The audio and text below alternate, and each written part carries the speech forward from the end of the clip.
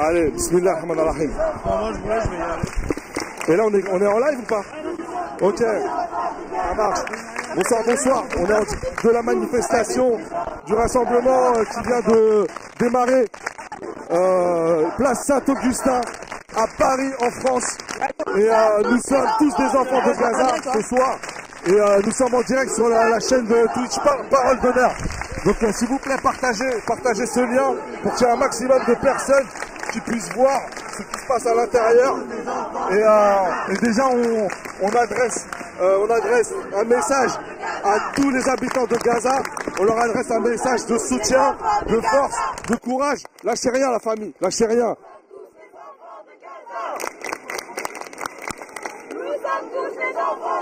Il y a Mariam qui est là, ouais, on va avancer. Il y a Mariam qui est là. Tiens, viens, on peut s'écarter un peu. Vas-y. Donc là, Samir, c'est quoi le programme de la manif là? Alors, là en fait, donc le rassemblement, il a été donné à partir de 18h30 sur la place Saint-Augustin. Voilà, il y a Mariam qui est là. Viens Mariam, prends le micro. Ouais, salut tout le monde, voilà. Vous allez bien les gens? Alors comme vous voyez, aujourd'hui c'est pas la perme. C'est pas la perme. Ouais. Tout simplement, en fait, on a vu ce rassemblement et on s'est dit qu'il était absolument impératif qu'on soit présent là. C'est-à-dire on peut pas être au studio. Parce que c'est ça en fait aussi, nous comme on a un média militant, des fois on casse notre routine. Voilà, des fois il se passe des événements, il se passe des mobilisations. Nous on peut pas être simplement au studio, suivre notre routine comme si de rien n'était quoi. C'est ça. Il y a un massacre à Rafah. En fait on est impacté par les événements. Il y a un massacre à Rafah énorme. Voilà. Notre camp se mobilise, appelle à une marche, à une manifestation en direction de l'ambassade israélienne ce soir. Continue à parler. Ce soir. Et c'est pas grave, on annule tout et on est présent au rassemblement. Et nous, je pense qu'on a la chance, grâce à Yazid notamment, d'être capable de nous déplacer dans les événements. C'est ça. Parce que c'est pas évident. Nous, avant, on pouvait pas trop le faire, ça. Non, franchement, on pouvait pas trop faire. On pouvait pas décider en une journée de dire. Un peu. Ouais.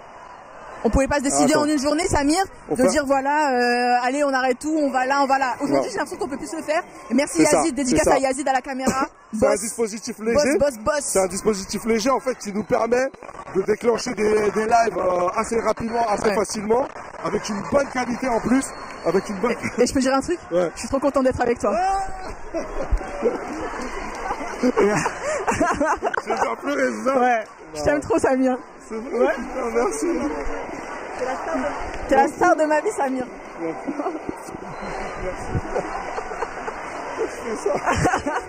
Salut, comment tu vas? Ça va? La forme?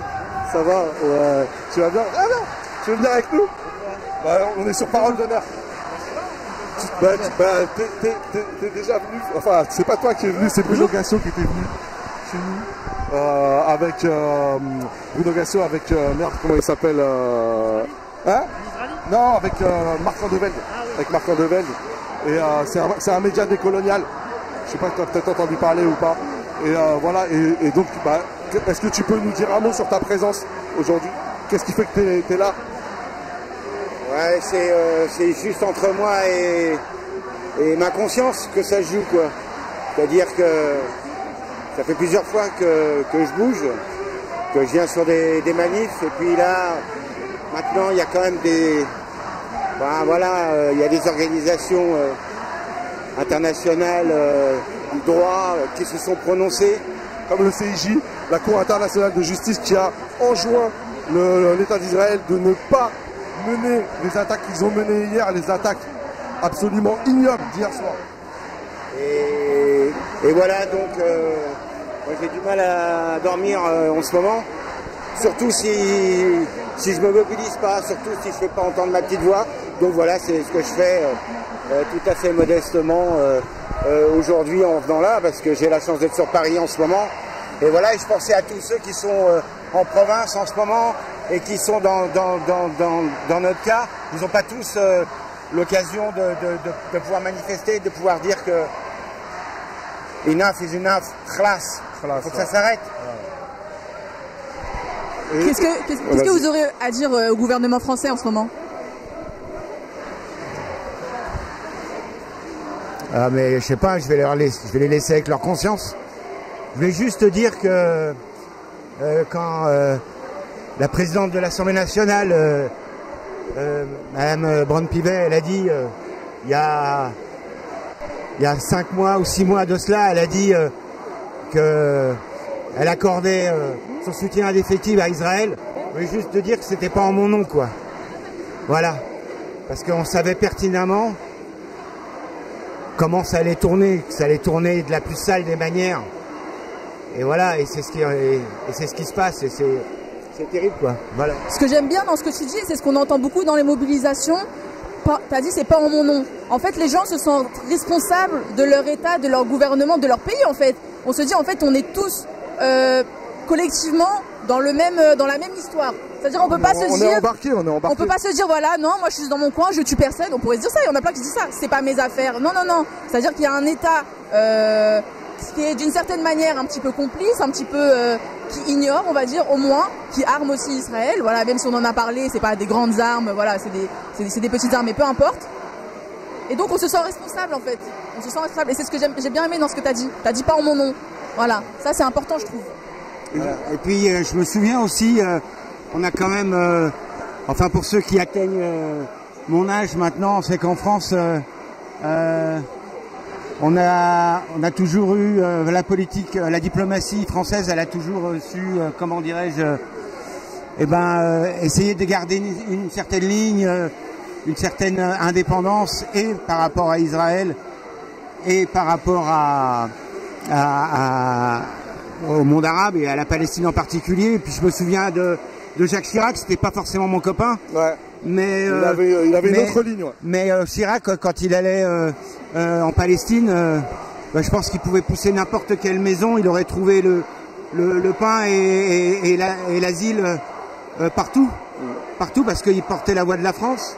Et voilà, et je trouve qu'aujourd'hui la voix de la France, on l'entend pas. Enfin, c'est brouillé, ou c'est pas ce que j'attends en tout cas. Et puis je voudrais en profiter pour dire que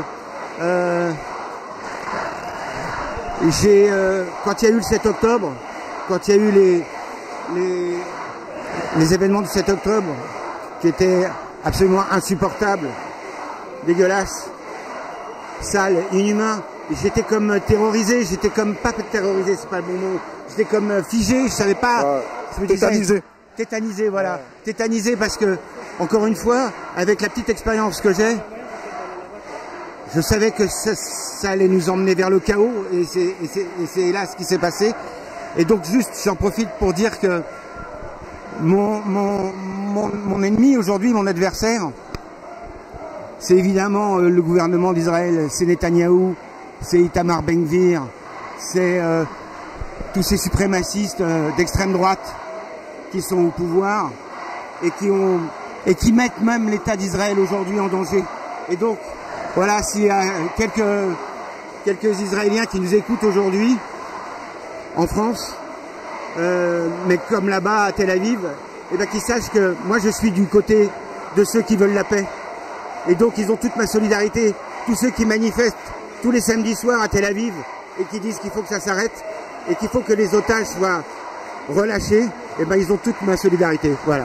Merci beaucoup. En tout cas, moi je voulais dire un truc, parce que c'est vrai que voilà, tu as une notoriété qui pourrait te permettre de te mettre à l'abri et de pas forcément... on voit qu'il y en a beaucoup qui ont du mal à se mouiller, entre guillemets.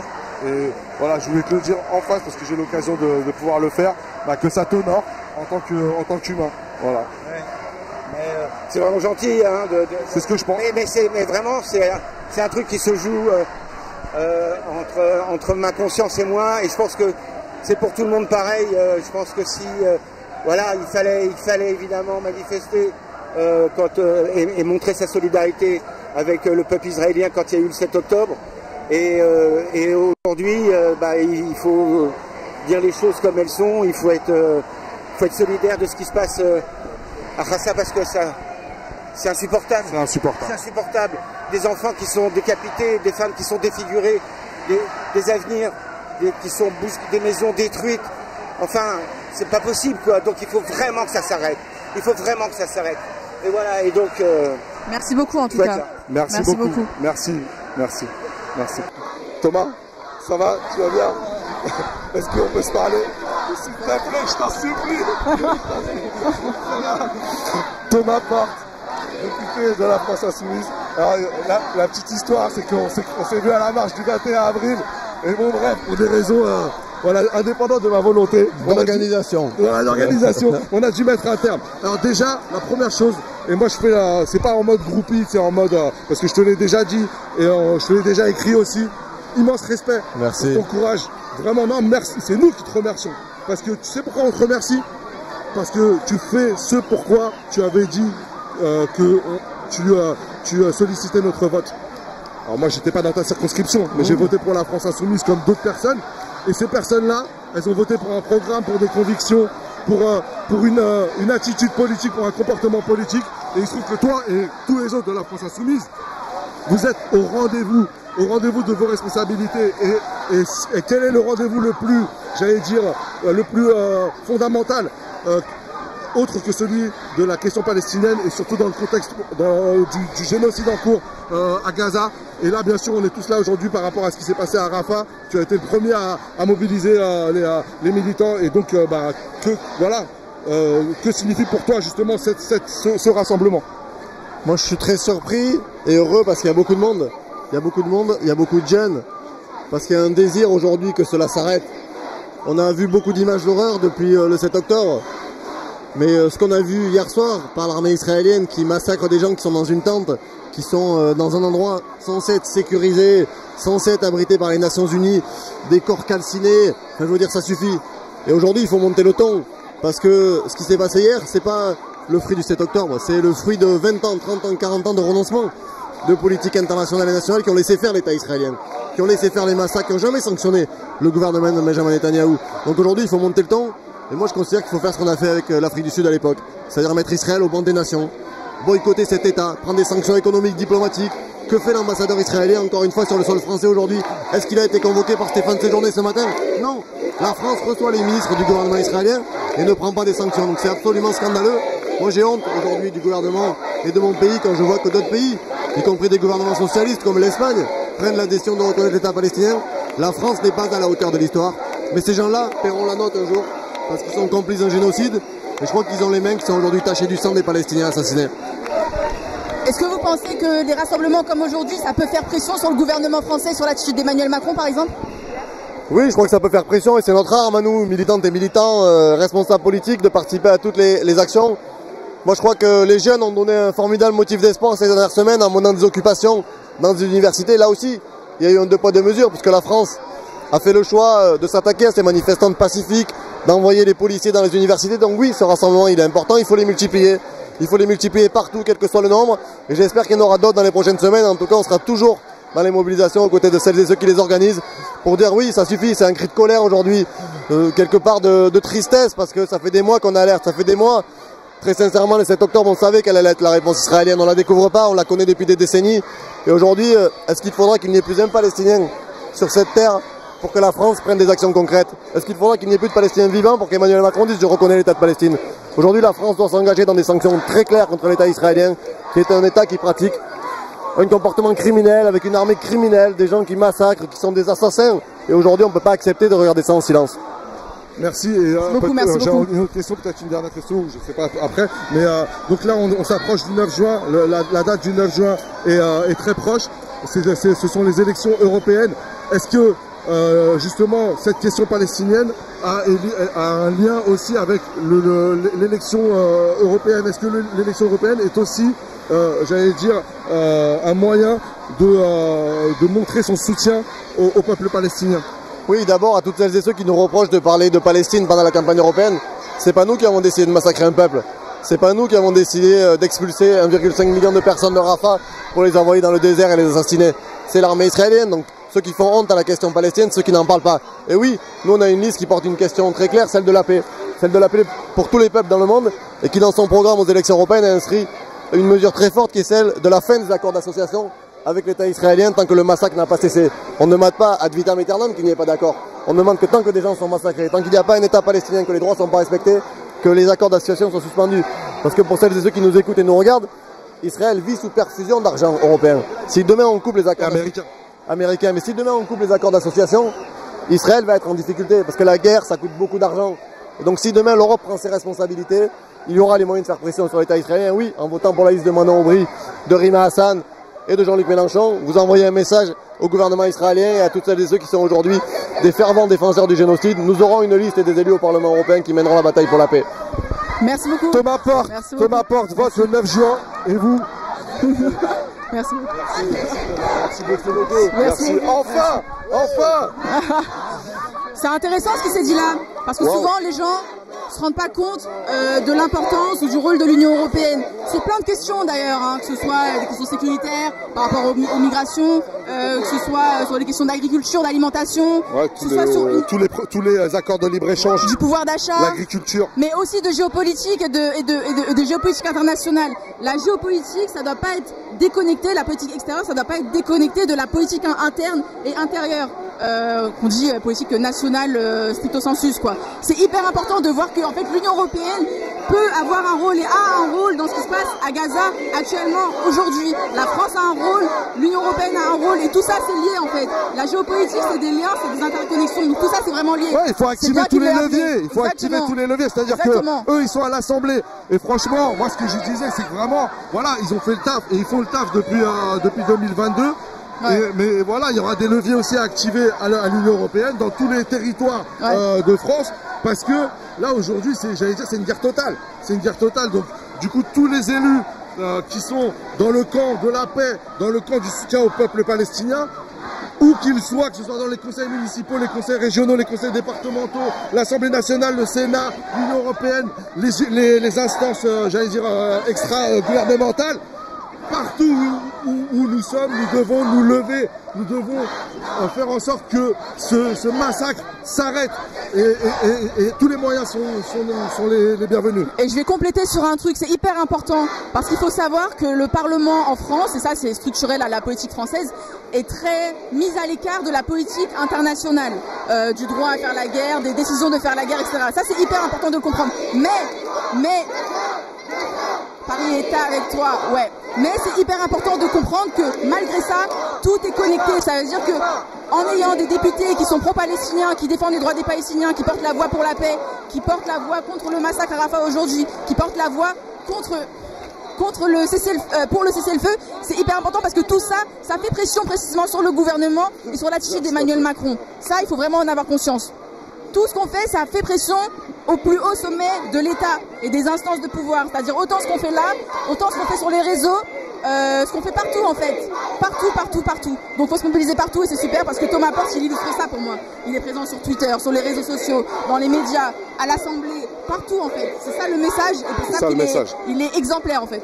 Comme plein de députés, ils sont exemplaires. Voilà. L'heure est très grave. Nous sommes ici devant le maître de l'état-major des armées françaises, qui est juste derrière moi. Et nous sommes donc place des Augustins. Et nous sommes tous rassemblés. Il y a un monde fou. Peu importe, on s'entraîne. Il y a un monde fou, beaucoup de jeunes, énormément de jeunes. Pour un appel qui a été diffusé le jour même, il y a vraiment beaucoup de monde. C'est vrai, une très grande, peut-être, je dirais, 70% de jeunes. Et cela est une très bonne chose parce que c'est la relève. On peut déplorer simplement que les grandes organisations françaises n'aient pas eu le temps de s'organiser, de venir. Hein. Les syndicats ne sont pas là. Tu penses à qui Ah bah, je pense aux grandes organisations politiques, de gauche normalement. Non, mais il faut le dire pour les gens. Alors, pour les gens, en tout cas, je ne vois pas. Alors, je vois l'AFI. L'AFI est là absolument. L'AFI est là. Le PCF. Alors, on me dit qu'il y a des syndicats. Alors, finalement, ils sont là. D'accord, il y a le drapeau de NPA, drapeau de l'AFI, beaucoup de drapeaux de l'AFI, beaucoup de drapeaux d'organisations, je vois pas solidaires, je vois pas. Mais en tout cas, la manifestation est de bonne tenue, comme on dit, beaucoup de monde, des gens, je le dis, vraiment très émus. Hein, c'est l'expression par ce qui se passe en Palestine, très ému et scandalisé par l'attitude du gouvernement français. Beaucoup de slogans contre Macron, Macron complice, Israël assassin, Macron complice. Je crois que toute la jeunesse de ce pays ne comprend pas l'attitude criminelle des dirigeants qui collaborent à ce génocide. Comment tu expliques la violence du massacre à Rafah d'hier, alors qu'on est dans la semaine où la CIJ avait demandé à ce qu'Israël arrête immédiatement le massacre à Gaza et l'invasion de Gaza? Eh bien, c'est précisément pour cela. C'est précisément parce que la Cour internationale a fait injonction à Israël d'arrêter son offensive sur Rafah, c'est précisément parce que des mandats d'arrêt internationaux risquent d'être délivrés contre Netanyahou, contre Galland et peut-être, espérons-le, un certain nombre de chefs militaires israéliens. C'est précisément pour cette raison qu'Israël a l'habitude de répondre. Ça accélère, c'est ça? Mais bien sûr, c'est accélérer d'abord l'expulsion. Je rappelle que déjà 1 million de réfugiés sur 2 ont déjà été expulsés de la poche de Rafah. Et c'est précisément pour ce qu'on appelle, c'est la politique du fait accompli. On va manger. C'est la politique. Ça me gêne, cher ami. Hein. De quoi? Vos paroles, là, vos discussions. On va pas te trouver après.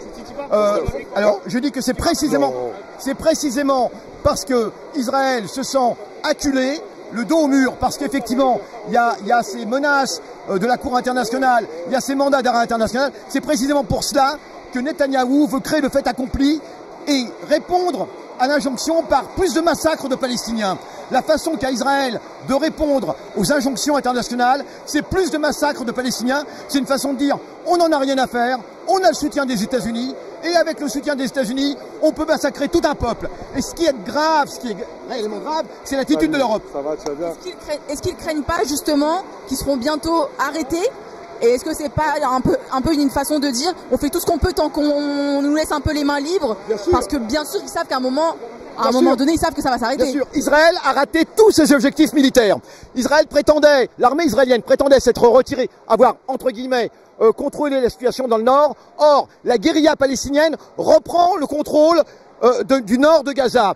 Toutes les zones qu'Israël prétendait avoir, entre parenthèses, nettoyé de Hamas, eh bien, ça s'est avéré complètement faux. Et la guérilla reprend de plus belle. La guérilla a été capable de cibler Tel Aviv hier pour la première fois depuis 5 mois. Depuis 5 mois, Tel Aviv a été ciblé, d'autres cibles.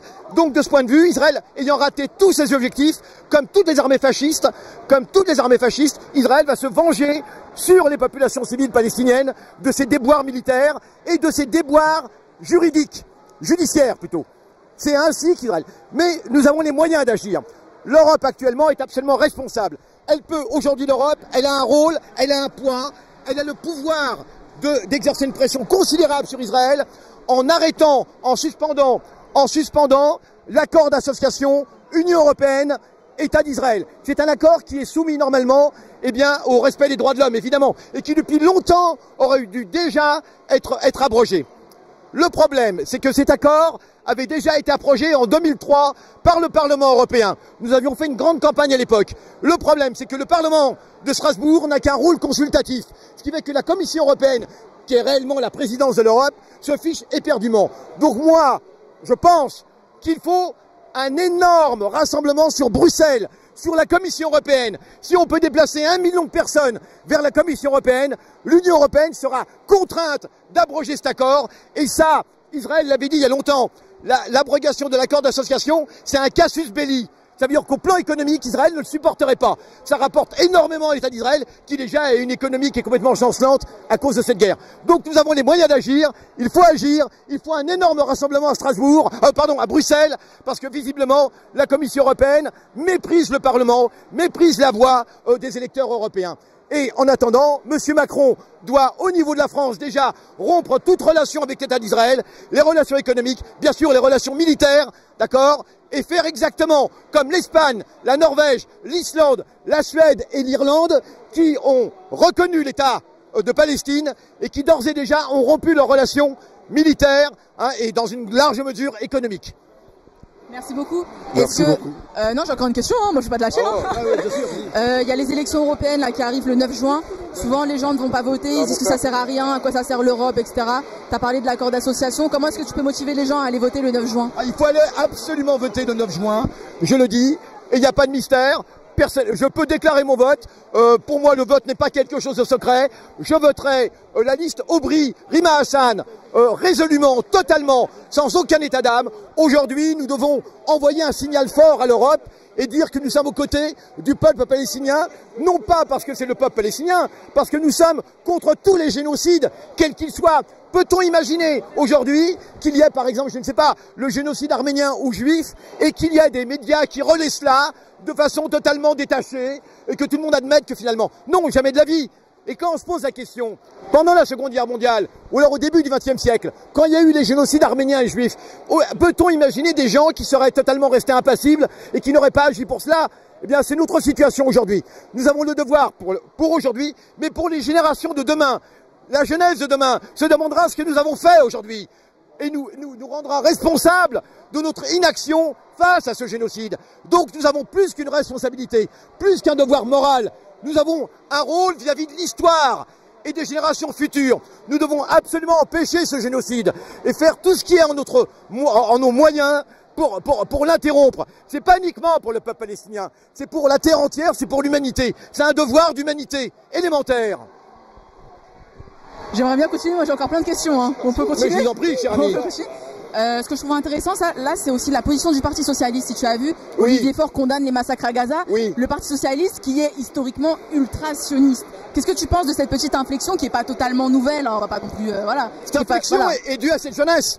Cette inflexion, elle est due à toute cette jeunesse, à toutes ces populations qui se mobilisent pour la Palestine sans arrêt depuis maintenant 7 mois. Et on le doit vraiment au courage de tous ces jeunes, qui sont là, de tous ces jeunes étudiants, de tous ces gens qui effectivement ont à cœur leur devoir d'humain. Parce que c'est un devoir d'humain que nous avons là.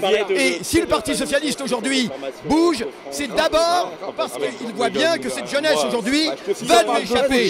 Et qu'il aimerait pas qu'elle lui échappe complètement. Mais de toute façon, une chose est certaine, c'est que c'est le résultat de la mobilisation. Seule la lutte paye. Et la lutte paye effectivement. Et si nous poursuivons toutes ces mobilisations, nous réussirons enfin à faire fléchir le gouvernement collaborateur du génocide qu'est M. Macron et ses sbires. Nous réussirons à les faire fléchir si jamais nous continuons ces mobilisations. J'en suis convaincu. Tu as un petit peu répondu à ma prochaine question, mais pourquoi est-ce que Macron ne prend pas des mesures plus radicales, plus concrètes, au-delà de quelques tweets et de quelques prises de parole? Et est-ce que tu penses qu'il est sur le point d'aller plus loin maintenant? Ou est-ce que, à ton avis, c'est beaucoup plus compliqué que ça? C'est à la fois une question nationale et une question européenne. Alors, il y a une dynamique européenne que l'Espagne, la Norvège, l'Irlande, la Suède, l'Islande ont entamée. Et petit à petit, on voit bien qu'on est en train de grignoter les positions réactionnaires de l'Europe. Petit à petit, on voit bien que cette vague, que moi j'appelle réellement vague fasciste, qui aujourd'hui déferle sur l'Europe. Parce qu'aujourd'hui, ne nous y trompons pas, les milieux les plus grands soutiens d'Israël, aujourd'hui, ce sont les milieux réactionnaires et fascistes. C'est clair, ce ne sont pas les milieux progressistes. Et là, il y a une évolution par rapport à avant, où une partie de la gauche pouvait être trompée et s'embarquer avec Israël. Donc aujourd'hui, le combat pour le peuple palestinien, c'est aussi un combat contre le fascisme. C'est ce que les jeunes doivent comprendre. Cette question aujourd'hui, elle est aussi éminemment liée à la question de la guerre générale, de la guerre impérialiste. Monsieur Macron, en impérialiste, soutient ses complices impérialistes. Et aujourd'hui, monsieur Macron, comme tous les autres impérialistes, sont convaincus que l'État d'Israël représente leurs intérêts au Moyen-Orient. Mais ils se trompent complètement. La France, qui a été chassée d'Afrique, va se faire chasser du Moyen-Orient. Jamais les populations arabes, iraniennes, turques ne pardonneront à la France ce qu'elle fait actuellement, ou plutôt ce qu'elle ne fait pas, d'être la collaboratrice d'un génocide. Jamais. Et M. Macron raisonne à courte vue. Le général Giap, général vietnamien Giap avait dit que les impérialistes sont de très mauvais élèves. Ils n'apprennent jamais de leurs erreurs. M. Macron n'apprend pas des erreurs passées, comme tous les autres impérialistes. Il n'apprend pas, ce qui fait qu'aujourd'hui, si simplement il raisonnait un peu, et même vis-à-vis des intérêts de la France, eh bien, il romprait ce lien avec les génocidaires. Et il ne le fait pas, parce qu'il est comme un cheval fou qui fonce face à leur âge, et il est convaincu que ça va être les meilleurs moyens d'assurer ses intérêts. Il se trompe lourdement. Il se trompe lourdement, M. Macron. Comme toute cette classe politique qui le suit, ils vont politiquement tout perdre. Tout perdre. C'est pour ça que cette bataille, elle est importante. Ceux qui aujourd'hui sont aux côtés du peuple palestinien sont aussi ceux qui dessinent le paysage politique alternatif de demain dans ce pays. Ceux qui aujourd'hui sont aux côtés du peuple palestinien, ce sont eux aussi qui feront la France de demain une France plus juste. C'est ça qu'ils devraient comprendre. Mais que voulez-vous? Ils sont obtus. Ils n'arrivent pas à comprendre, ils n'arrivent pas à voir plus loin que le bout de leur nez, comme on dit, hein, et pour l'instant, ils foncent. Alors, il y a un problème, c'est les États-Unis. Mais moi, je pense que les peuples du monde, le tiers-monde, et un certain nombre de peuples raisonnables ou de gouvernements raisonnables d'Europe peuvent faire fléchir les États-Unis. Parce que la bataille, elle est aussi contre l'impérialisme américain. Sans l'impérialisme américain, Netanyahou ne pourrait rien faire aujourd'hui. Toutes les armes sont américaines. Hier, j'ai vu une photo, on a vu une bombe... Et européenne aussi. Et européenne, bien sûr. Approche-toi un peu parce que sinon je vais... On a vu... Modi, il a envoyé 27 tonnes d'explosifs. Bien sûr, bah, Modi fait partie du problème aussi. Modi, en Inde, fait partie du problème. Hier, j'ai vu une photo, on voit une bombe d'une tonne, qui a traversé une maison et qui n'a pas explosé. On voit la bombe, une tonne, made in américain, c'est hallucinant. On envoie des bombes d'une tonne sur une famille qui était là, tranquille, et il y a une bombe d'une tonne qui traverse le mur, comme ça. C'est hallucinant de voir ça. C'est une bombe fabriquée aux États-Unis. Et des bombes comme ça, donc voilà, ça dépasse l'entendement. L'horreur que l'on voit actuellement à Gaza dépasse l'entendement. Mais la résistance du peuple palestinien force le respect. Nous n'avons jamais vu une telle résistance. Jamais, jamais. Et on en a vu des résistances dans l'histoire, hein. Mais je peux vous assurer que jamais je n'ai vu une telle résistance. Qu'est-ce qui fait que la résistance elle tient encore après 8 mois de guerre, 35 000 morts, autant de massacres? Qu'est-ce qui fait que ça tient? Qu'est-ce qui fait qu'Israël, alors que l'État est armé par les États-Unis, soutenu par l'Europe, soutenu par beaucoup de pays occidentaux, qu'est-ce qui fait qu'ils n'arrivent pas à vaincre le Hamas alors que c'était un objectif de guerre qui paraissait assez simple au départ? C'est vrai, tu as tout à fait raison. Alors d'abord la détermination, le moral, la détermination, le droit. Les Palestiniens savent qu'ils ont le droit pour eux. Et quand on a le droit pour soi, on est prêt à affronter n'importe quelle force. Par ailleurs, par la suite, il y a un aspect technique. C'est que les Palestiniens s'étaient préparés à cette bataille. Ça n'a pas du tout été improvisé. C'est une bataille qui était préparée depuis des années même. Tous les commentateurs le reconnaissent. C'était une bataille qui était préparée depuis des années. Avant le 7 octobre, nous étions dans une situation où la cause palestinienne était en train de disparaître progressivement de tous les écrans. On n'en parlait plus. C'était plus qu'une histoire de gestion humanitaire. Hein. Il n'y avait plus rien. Il y avait les accords d'Abraham, rappelez-vous, et progressivement, chaque pays arabe s'acheminait vers une reconnaissance d'Israël. Les Palestiniens, depuis des années, voyaient bien que leur cause allait être jetée à la poubelle par tous ces régimes réactionnaires arabes, par l'impérialisme, bien sûr, Israël, mais aussi par les régimes réactionnaires arabes. Ce qui s'est passé là est une action qui est autant dirigée contre l'impérialisme Israël que contre les régimes réactionnaires arabes. Il faut bien avoir ça en tête, qui ont une énorme responsabilité dans ce qui se passe. Ils pourraient également, eux, aujourd'hui, influencer, agir et être aux côtés du peuple palestinien. Au lieu de ça, ils se contentent de grandes paroles. Alors le peuple palestinien, qui sait qu'il ne peut compter que sur ses propres forces, techniquement, militairement, nous le savons maintenant, depuis des années. Alors il y a d'abord l'affaire des tunnels. C'est une réalité, ces tunnels. Mais ce qu'il y a d'extraordinaire, c'est que les tunnels, imaginez que les tunnels étaient construits depuis des années, parce qu'il y a à peu près 600 km de tunnels. 600 km de tunnels. Les montagnes que les Palestiniens n'ont pas, ils les ont creusées à l'intérieur. Les montagnes que les Algériens avaient dans leur lutte d'indépendance, les Palestiniens qui n'ont pas de montagne, ont fabriqué leurs montagnes à l'intérieur, en sous-sol. Et imaginez que les remblais des tunnels ont été faits avec les décombres de toutes les attaques israéliennes des 10 ans derniers. Les Palestiniens récupéraient les remblais et c'est avec ça qu'ils ont fait des tunnels. C'est quelque chose d'absolument incroyable. Quant aux armes, ils s'y préparaient depuis longtemps. Ils ont des stocks, ils sont totalement autosuffisants. Les armes, ils les fabriquent eux-mêmes. Et notamment l'arme qui est déterminante actuellement, c'est le missile anti-char, le Yassin 105. Le Yassin 105 est un missile qui, s'il était acheté par les Palestiniens, vaudrait quelque chose comme 10 à 15 000 dollars pièce. 10 à 15 000 dollars pièce. Un missile. Or, les Palestiniens le fabriquent eux-mêmes. Il leur revient à 2000 dollars, enfin 2000 euros pièce. Alors, il n'est pas aussi performant que les missiles Matra, que les missiles, les différents missiles anti-chars, hein, mais il est quand même très performant à condition que le combattant prenne des risques et s'approche. Mais il est aussi performant, il perfore le char Merkava, qui est le char le plus blindé du monde quand même, hein, qui est le char le plus lourd du monde. Ce qu'il réalise est absolument incroyable. Les missiles, ils les fabriquent, les explosifs, ils les fabriquent, avec le nitrate, avec tout cela. Ils ont des stocks dans les souterrains, et depuis des années. Donc, ils ont appliqué la théorie de Mao Tse-tung, de la guerre de guérilla de longue durée.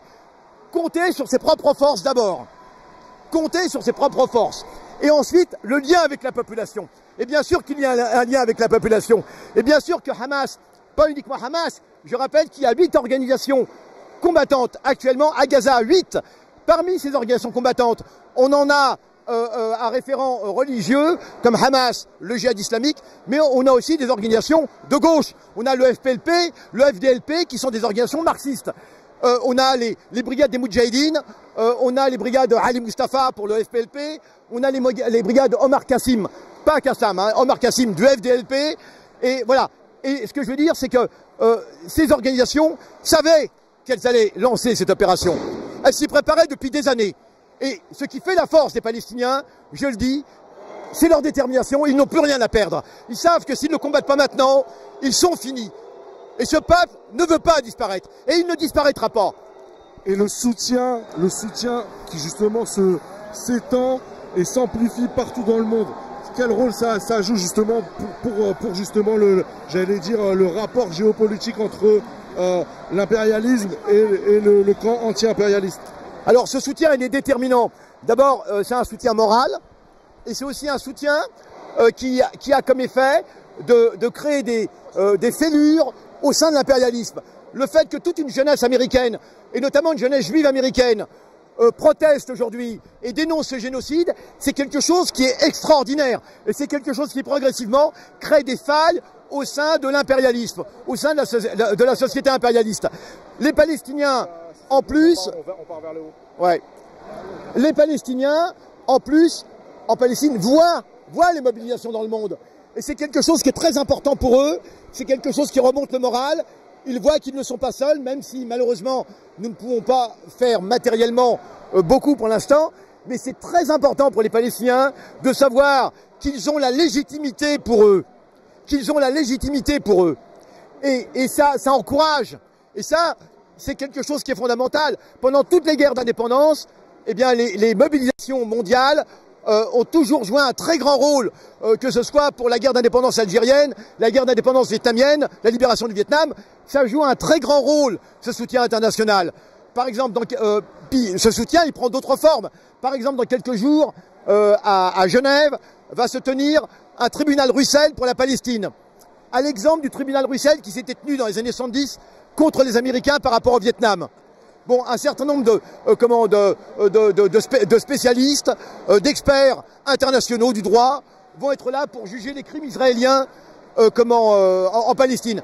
Cela va avoir une grande répercussion pour les Palestiniens. Ils vont voir qu'ils ne sont pas seuls. Et voilà, donc ce soutien, même s'il n'est que matériel, même ce soutien comme aujourd'hui, vous savez que les Palestiniens nous voient là aujourd'hui. À Gaza, on nous voit. C'est symbolique. Mais bien sûr, on nous voit à Gaza en ce moment. Et c'est extraordinaire. C'est évident que ça encourage et la population et les combattants également. Et les combattants aussi. Donc c'est pas rien du tout. Je continue, hein, moi je vais jamais m'arrêter. Hein. Mais là, donc je rappelle qu'on est place Saint-Augustin et qu'on va se diriger vers l'ambassade israélienne. Qu'est-ce que tu penses de ce symbole-là et pourquoi c'est intelligent ou pas, hein? Je sais pas ce que j'en pense, on n'en a pas discuté. C'est pas autorisé. C'est pas autorisé? Non, je ne pense pas. Jamais le gouvernement français n'a autorisé d'aller manifester contre l'ambassade d'Israël. C'est quelque chose qui est antidémocratique. Mais c'est le projet ou pas là? Non. Comment? Ah non, on y va pas?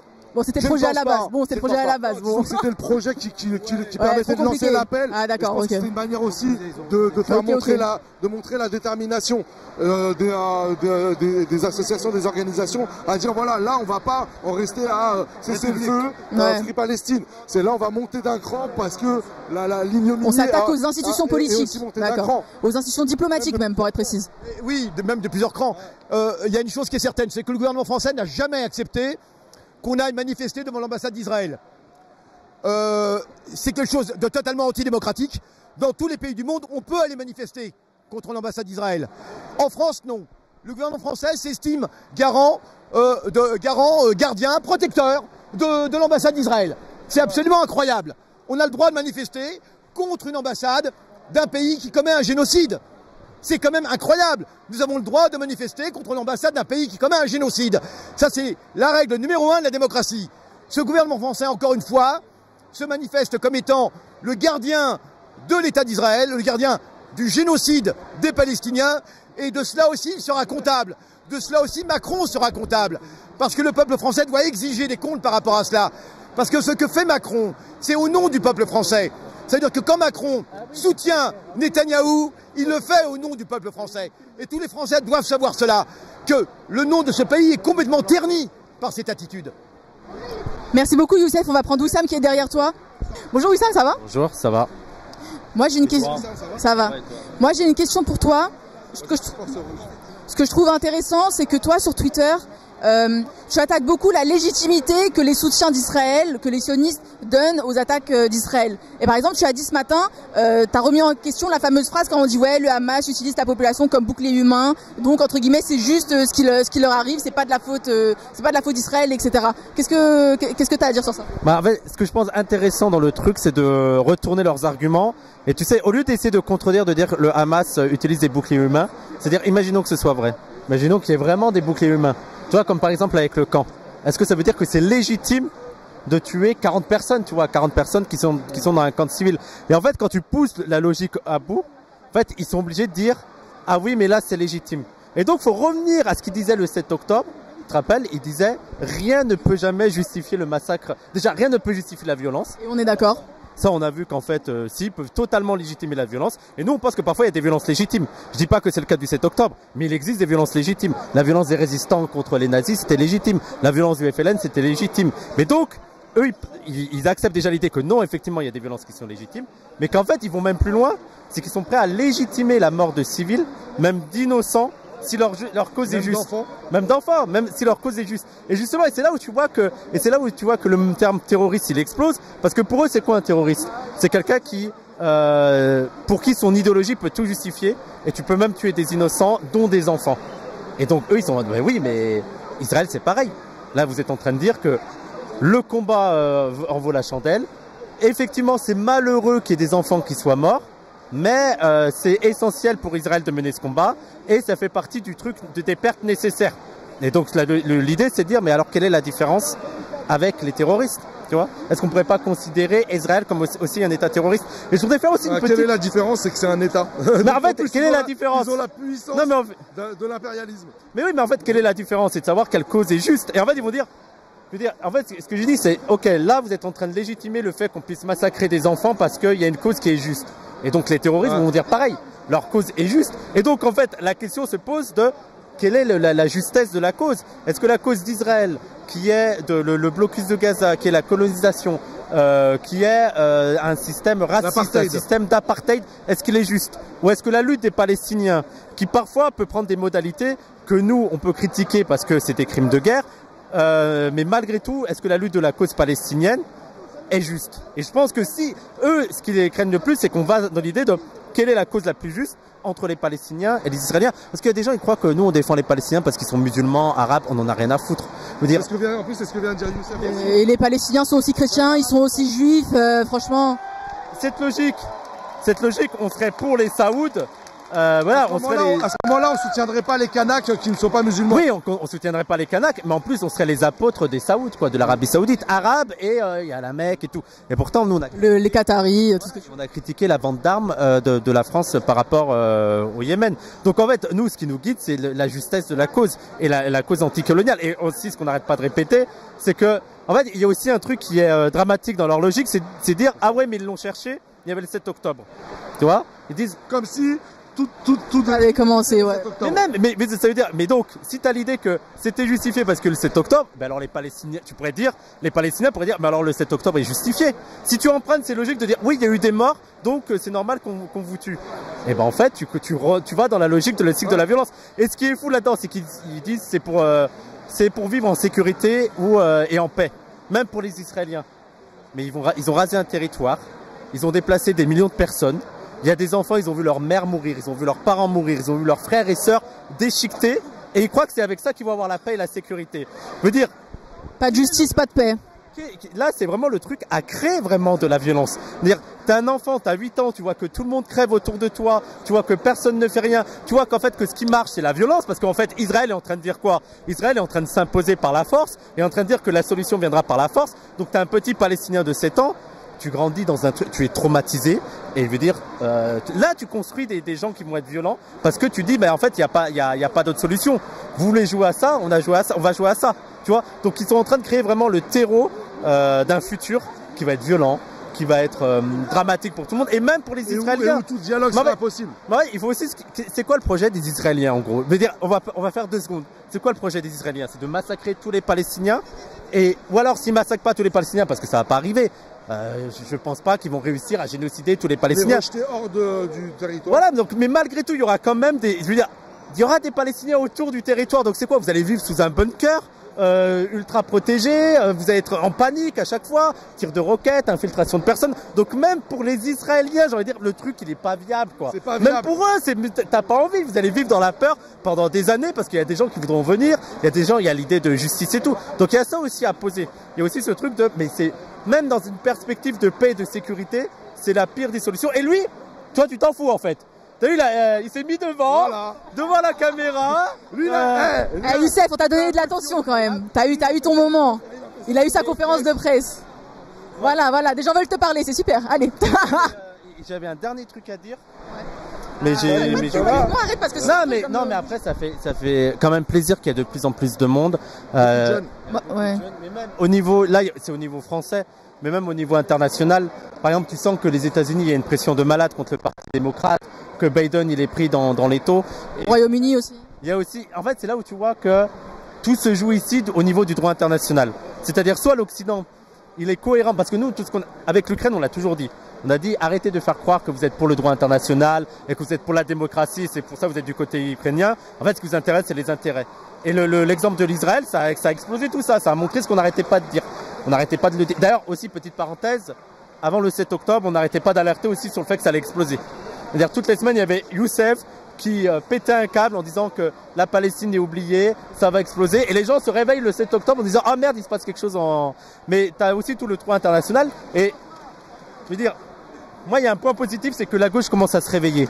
Mais par contre, la gauche, sauce PS, même une partie de la FI, mais aussi une partie de l'extrême gauche, qui est maintenant là en mode c'est pas possible. Je pense qu'elle a aussi une responsabilité et qu'il faut pas oublier cette responsabilité. Certains médias. Oui, mais même les… D'avoir évolué trop tard, c'est ça? Oui, mais ça fait des années et des années. Pourquoi Israël peut se permettre de bombarder un camp de civils alors que tu as la cour, je sais plus, le CIJ, je sais plus. La Cour internationale de justice. Voilà, de justice qui lui a dit de pas le faire. Ouais. L'équipe de la ferme, on la connaît la CIJ.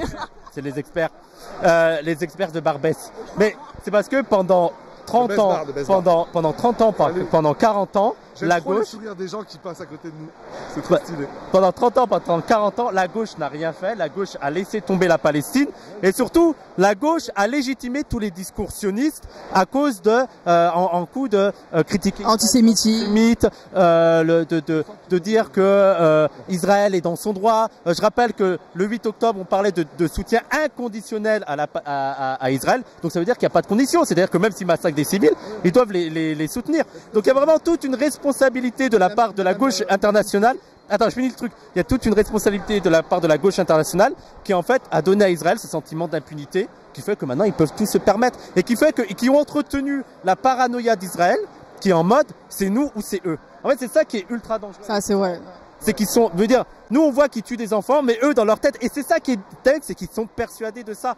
Faut pas croire qu'il y a seulement du cynisme. Je pense qu'ils sont aussi persuadés, une partie de la société israélienne est persuadée que cet enfant, là, palestinien, si tu le laisses vivre, ça va être un terroriste, et donc c'est malheureux, mais il faudra le tuer. D'ailleurs, sur le nazisme, c'est pareil. J'invite à lire Chapoutot, les nazis, voilà, c'était pas juste, il y avait des soldats nazis qui n'étaient pas juste des gens méchants, mais qui étaient persuadés dans leur tête que, en fait, si je tue pas ce juif, il va me tuer. Et c'est là où tu arrives vraiment dans des trucs extrêmement dangereux. C'est pour ça que nous, on fait toujours le lien avec le racisme et l'islamophobie, c'est qu'il y a une idéologie coloniale, et c'est pas juste des mots comme ça, quand on dit qu'il y a une idéologie coloniale, c'est une idéologie qui est meurtrière, et qui a un rapport d'infériorisation, de déshumanisation, etc. C'est pour ça que nous, on danse sauvagement, et nous, on n'arrête pas de le dire. Donc ça, je suis totalement d'accord. De toute façon, tu peux pas parler de la Palestine, tu peux pas comprendre le 2 poids 2 mesures dans le traitement de la Palestine sans parler aussi du racisme et de l'islamophobie, et que, en fait, là, on te parle, il y a des gens, ils disent, ouais, c'est les chiffres du Hamas sur 30, allez, même division par… les chiffres d'Israël, c'est quoi alors? Par 3, 10 000 morts. Et on dit, allez, la moitié, 5 000 civils, en divisant par 3 et en réduisant. Tu vois, vraiment, on allait…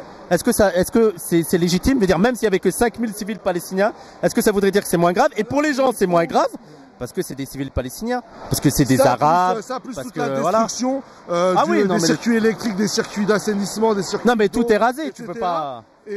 Et en fait, voilà, eux, leur seul objectif, en fait, c'est de discréditer le propos, la défense de la Palestine à travers cet argument de dire ce sont les chiffres du Hamas. Oui. Le plus incroyable, c'est que lorsqu'il s'agit des chiffres d'Israël, ça pose aucun problème. ils les prennent sans aucun problème. Ils acceptent les chiffres, et pas uniquement les chiffres. Toutes les affabulations d'Israël, ils les prennent sans aucun problème, alors que nous savons que c'est l'État le plus menteur au monde. Parce que s'il y a un État qui est menteur au monde, c'est bien l'État d'Israël. Il n'a pas cessé de mentir, et en plus on a la preuve de ce mensonge. En permanence, on a la preuve de ces mensonges. Des tas de déclarations qu'Israël a pu faire, nous savons qu'elles étaient fausses. Et on reconnaît maintenant qu'elles étaient fausses. Rappelez-vous, tout ce qui avait pu être raconté sur les hôpitaux, sur les missiles, etc. Eh bien, on se rend compte aujourd'hui qu'Israël avait mentait. Comment se fait-il que lorsqu'il s'agit de Hamas, on met en doute les chiffres de Hamas, mais quand il s'agit d'Israël, on est prêt à tout accepter. Alors qu'Israël avait quand même fait croire au monde entier que le peuple palestinien n'existait pas pendant un siècle. Ça, on l'oublie.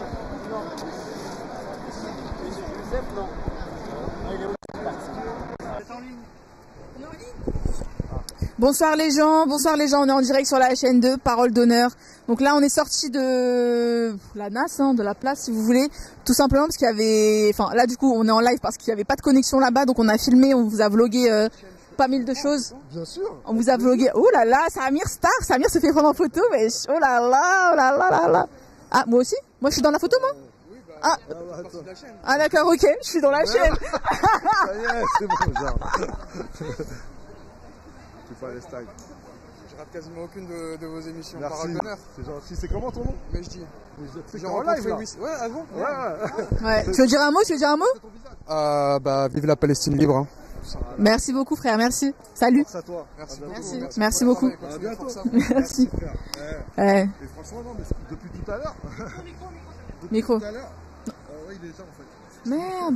Merde. C'est bon là? Je pense qu'il y a eu du son, C'est bon? Il y a eu du son. J'ai envie de prendre en photo Yazid pour le mettre sur les réseaux parce qu'il est trop mignon. Il a un parapluie et il a le... Donc là, on est dans un dispositif qu'on avait déjà expérimenté le 1er mai. Yazid, souris, Yazid. Il y a un peu plus d'un an. C'était pour la manif du 1er mai, de la fête des travailleurs. Twitter, hein. Et du coup, on était avec Wissam. Alors Wissam, il est peut-être pas loin, il va revenir nous rejoindre après. Et je rigole parce qu'il y a des gens, je crois qu'on a été reconnus, je crois. Let's go. Venez le chat, wesh, venez. Venez le chat. Ça va ou quoi? On est en live là. Est-ce que vous êtes le chat déjà? Ça va ou quoi? Un peu. Ça va? Un peu. Salut, ça va? Tranquille. Attention, il vous voit. Salut, ça va? Si vous voulez être anonyme. Ouais. Anonymat? Ok. Bisous. À bientôt. Ciao. Ouais. Merci à toi. Bonsoir, hein? Pique-nique. Nous, on dort là. Ouais. Et donc, venez. Viens. Ouais. Bonsoir, madame. Bonsoir. Ça va? Oui, très Tu t'appelles comment? Myriam. Myriam, je m'appelle Mariam. Incroyable, voilà. Oui. Myriam, je te vois depuis tout à l'heure, parce qu'on était à côté tout à l'heure. Ah bah oui. Sur le Oui. Et tu es là, à la manif, t'avais déjà fait des manifs? Oui, j'en ai fait une au mois de février, mars, République Nation. Mais là, franchement, c'est la première fois que j'assiste à ça. Hein. Ouais. Ils nous ont mis,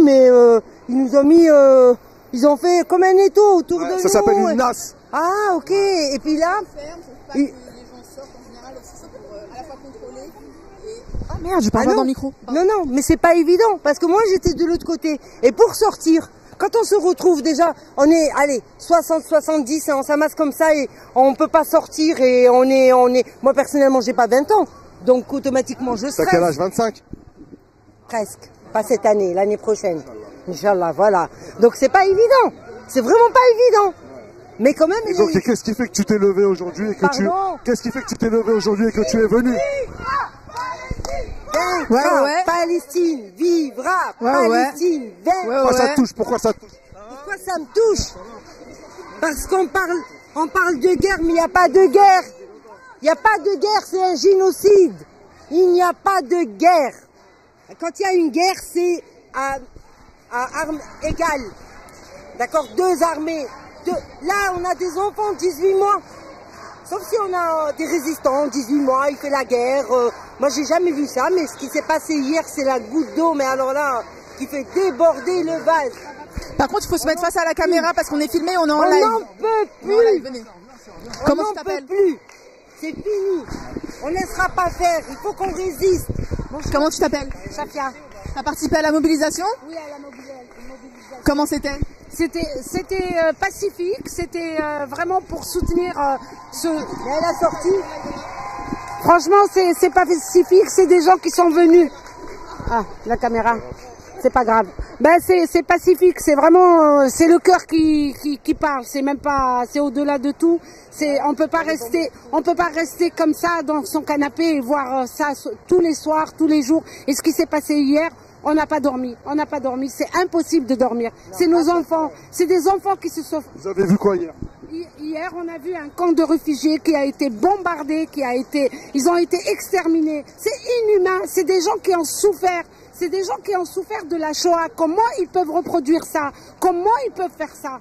C'est impossible. C'est juste, on peut pas rester comme ça, les bras croisés et ne rien faire. À notre petite échelle, eh ben, on vient, on manifeste. On est ni on est antisémite, ni on est contre les juifs. On est contre tout ce qui se passe.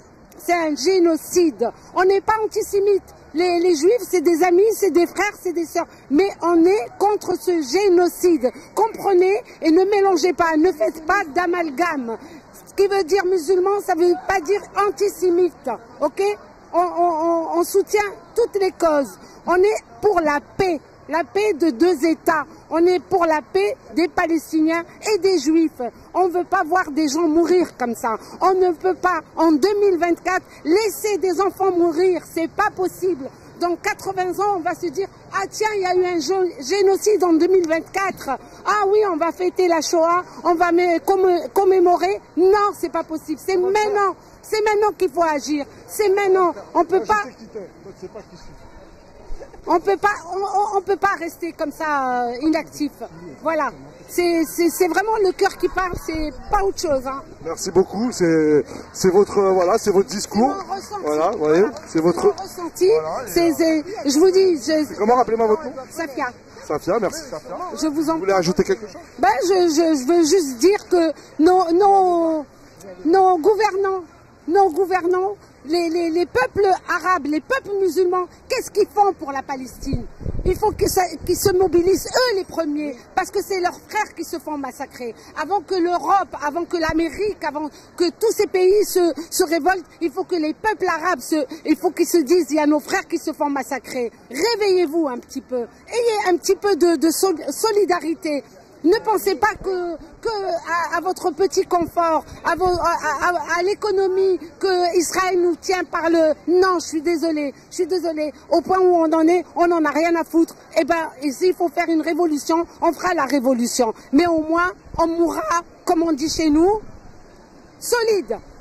Merci beaucoup. Merci Safia. C'est intéressant ce qu'elle dit, Safia. J'ai oublié le prénom de la sœur. Myriam. Merci les sœurs. Nous on est un média qui s'appelle Parole d'honneur. Parole d'honneur. Sur YouTube et sur Twitch, vous allez On diffuse sur Twitch, on diffuse sur YouTube parce que les vidéos sont mises sur YouTube et puis sur les réseaux sociaux. Parole d'honneur. Je voudrais rajouter un mot, juste un mot peut-être qui est un petit peu lent, mais... Non, il n'y a pas de souci. Ah merde, attends. Oh là là.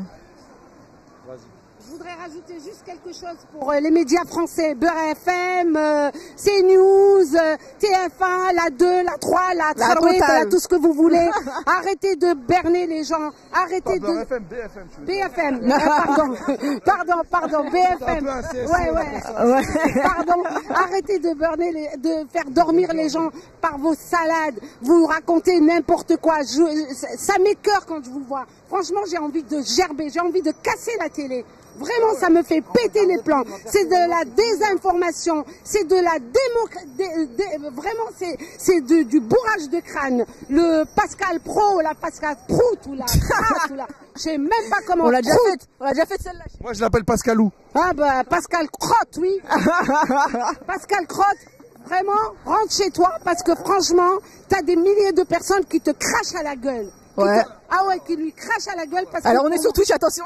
Non, bien sûr. Tranquille. En général, on connaît, c'est que quand on commence un petit peu à se chauffer, après ça peut monter. C'est pour te protéger, voilà, tu vois, voilà. C'est pour te protéger. Je sentais, Oh bah alors là, j'ai rien à cacher. lâcher, j'ai rien à perdre et je préfère. Il n'y a pas de gros mots. Non, pas de gros mots. Moi, je viens d'un pays où il y a l'Algérie. Voilà. Oh, mes parents, ils étaient combattants. Mes parents, c'était des résistants. C'était pas des terroristes. Parce que si c'était des terroristes, la France, elle serait encore chez nous. Mais heureusement qu'il y a eu des parents comme les miens, heureusement qu'il y a eu des gens qui ont mené la résistance. C'est peut-être pour eux, le FLN, c'était des terroristes, mais comme on dit, alhamdoulilah, grâce aux terroristes, on a eu notre liberté. Voilà. Merci beaucoup. Merci beaucoup. Merci, quelle énergie. Bonne journée. Eh ben, c'est une nouvelle amie, voilà. Merci beaucoup. C'est intéressant. Quelle énergie. C'est intéressant, je vais rebondir sur un truc qu'elle a dit. Quand elle a dit, on commémore la Shoah, on est capable de commémorer tous les massacres, tous les génocides du passé, mais quand ça se passe dans le présent, alors on a beaucoup plus de mal. Je trouve ça intéressant, pourquoi? Parce que, en fait, ça dit ce que c'est que le racisme. En fait, c'est les pouvoirs impérialistes, les pouvoirs racistes, ils sont capables, 50 ans après, 60 ans après, du fait des luttes aussi pour la mémoire, d'être obligés de commémorer les crimes qu'ils ont commis.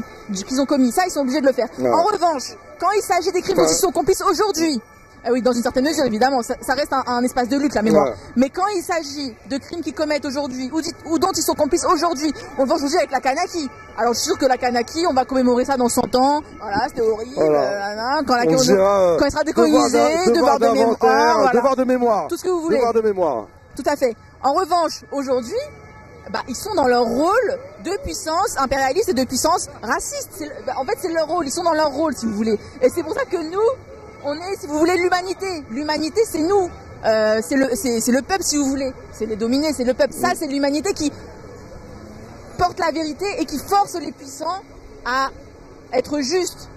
Qui force les puissants à faire valoir la justice, à faire valoir la vérité. Et c'est pour ça que c'est intéressant ce qu'elle dit quand elle critique les médias, quand elle critique le pouvoir. En fait, c'est ça les luttes.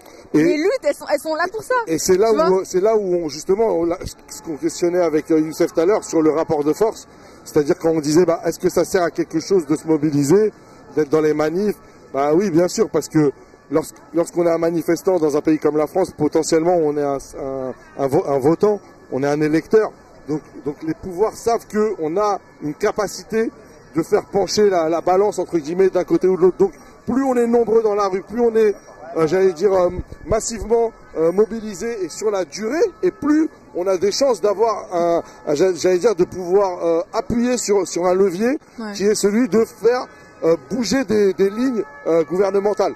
Ce qui est beau dans la lutte et dans les mobilisations en général, c'est qu'il y a deux choses. On fait ça pour faire bouger les lignes.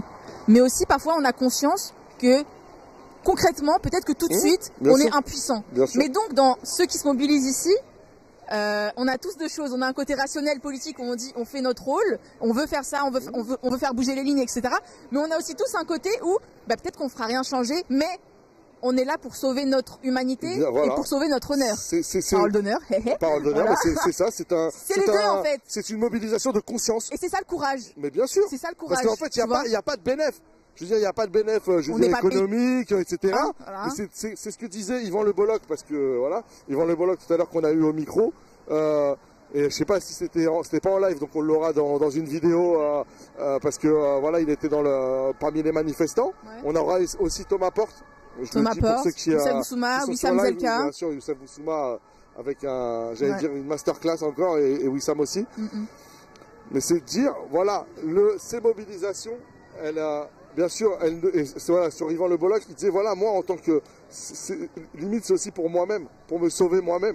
C'est-à-dire qu'à un moment donné, je suis chez moi, ce que je vois me révulse, me retourne le cœur, et si je ne sors pas, si je ne fais pas partie, et c'est la réflexion qu'on a eue aussi avec Parole d'honneur, c'est de se dire, ce soir on ne peut pas être au studio. Ce soir on doit être dans la rue avec les gens, là des fois on entend la brave M qui passe, il y a eu un peu de gazage, bon ça a l'air d'être assez stable, donc tant mieux, alhamdoulilah, mais notre place elle est là aujourd'hui. Et la Palestine, c'est ça en fait, quand on dit la Palestine comme boussole, on le pense vraiment, c'est pas on faisait pas ça pour le kiff ou quoi.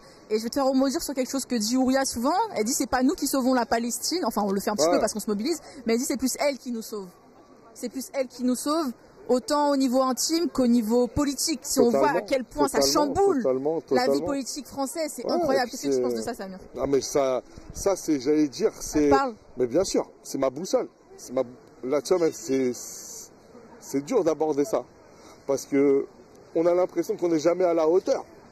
moi personnellement, les 2-3 premières semaines après le 7 octobre, j'étais tellement tétanisé, j'avais tellement peur que j'osais pas, tu vois, j'avais peur d'aller sur les réseaux, j'avais peur de, tu vois, parce que c'était tellement, tu vois. Il y a une élue là. Il y a une élue, c'est qui? C'était tellement massif ce qui s'est passé. Ramène-la nous, Mehdi, ramène-la nous. Vas-y. Et vraiment pour répondre très précisément à ta question, quand on se dit c'est une bousade, c'est-à-dire que tous les matins, quand je me réveille, et je pense qu'on fait tous pareil, on regarde un petit peu ce qui se passe, on regarde les infos, on regarde les réseaux, pour savoir à quel niveau d'intensité on est dans cette tragédie. Et si on est assalamu alaikum, assalamu alaikum. Ah là là, incroyable. Ah, mais c'est le docteur. C'est le docteur là. Je me lève pour le docteur, attendez, après je vais rester assis. Non, c'est moi, non, reste assis toi. On va voir. Non mais c'est... On les laisse s'asseoir, on fait quoi? Bien sûr, on les laisse s'asseoir. Asseyez-vous, asseyez-vous. S'il vous plaît, Alma. Asseyez-vous, s'il vous plaît. 5 minutes, s'il vous plaît. Les gars, on est en direct, c'est sur parole d'honneur, les gars. On est en direct, c'est sur parole d'honneur. Alma Dufour, députée France Insoumise, bonjour.